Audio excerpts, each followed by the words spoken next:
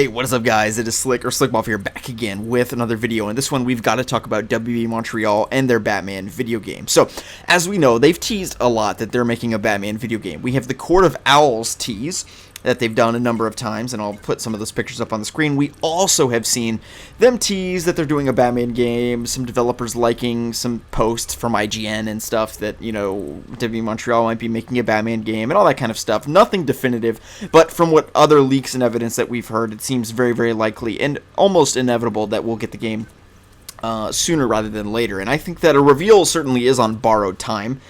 It's understandable why we haven't gotten one, because their initial conception of this Batman game, reports have suggested it's been canceled, or at least heavily rebooted, to the point of it being unrecognizable. So, unfortunately, with that being said, you know, we've had to wait a long time, but I think that it's for the sake of quality control. In other words, that first game, you know, if they had to scrap it all together, it probably wasn't going anywhere promising. So, you know, I think that they're going to borrow from that. For instance, you know, we know from some of the images that I saw from that early conception of a female Black Mask and some very unique things, you know, they're doing with the game. I think that we'll see some of that as well. We have the Court of Owls as a main villain for the first time ever, you know, sort of getting away from that classic sort of trifecta of Batman villains. It's not really a trifecta, but just like that main cluster of Batman villains we see over and over again, which are the Joker, Penguin, Two-Face, you know, Catwoman, those sorts of main characters that we will mainly see rotate. Now, the Court of Owls is interesting because it's not a character, it's an organization, right? So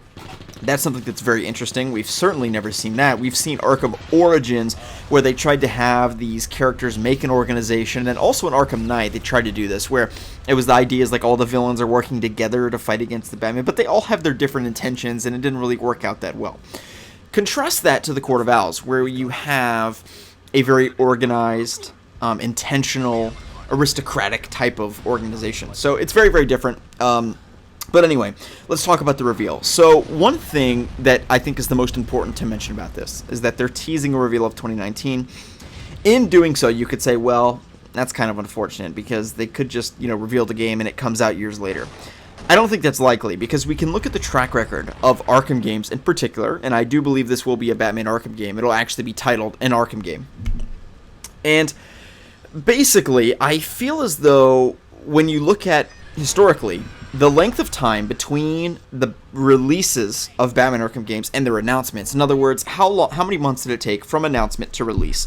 The average for the Batman Arkham games is roughly 6 or 7 months. So typically we see an announcement in April or May from Game Informer is how they've done it in the past. I don't know if they'll do that again, but basically, you know, early to mid of that year, and then it'll come out September, October, November. That has been typical for the Batman Arkham games, and I don't see any reason they would diverge from that. And if you think about it, if WB Montreal was the type of studio to release a game when it, or, you know, kind of release a trailer for a game when it's kind of not necessarily close to release, we would have gotten the trailer for that Damian Wayne Batman video game, and we certainly would have already gotten the trailer for this game, as it has been in development for several years as well. So the fact of it is, Rocksteady and WB Montreal, and I would say WB as a whole, have a very different approach to making and publishing, advertising video games than, let's say, basically every other video game studio that will announce a game and it'll come out a decade, 11, 12 years later, you know.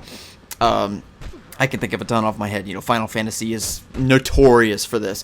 And just a ton of, you know, Final Fantasy. It's just like there's so many different games that you could name that are notorious for basically dropping a trailer, disappearing for a decade, and, you know, here we are again, and the game comes out. What was that one game with the bird dog? That was another big one that took a long time, you know, where they're literally making a game for a generation, and it takes so long to make the game that they have to port it over to a new generation of consoles. So I don't think that's going to happen. I think that they know the urgency. We saw with Batman Arkham Origins, it was released at the end of the PS3, Xbox 360 cycle. I actually expect this to follow a somewhat similar trend, although I do believe that the game will come out in 2019. And with that being said, I think that they're trying to target 2020, 2021 for that PS5, Xbox 2, whatever, you know, you want to call it. So a little bit different there, but I think it's the same idea. Whenever we get an announcement, you can roughly expect 6 months from the time of announcement to release if we're following WB historical releases, and certainly within the Arkham franchise in particular, even these heavy AAA, very, very well developed and intense games, you know, they just have so many hundreds of people working on them that they do manage to get that game out right when the trailer is released, or shortly thereafter. So anyway, guys, I hope you all have enjoyed the video.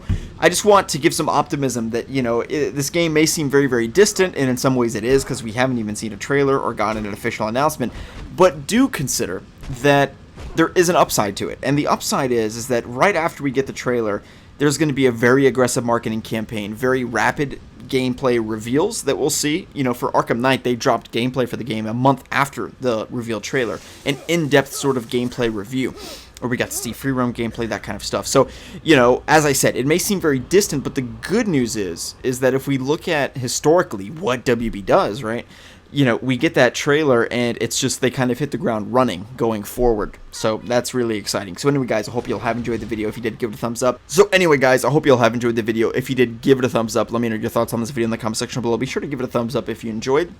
Subscribe for future content. My name is Slickmoff. I'll see you guys in the next one.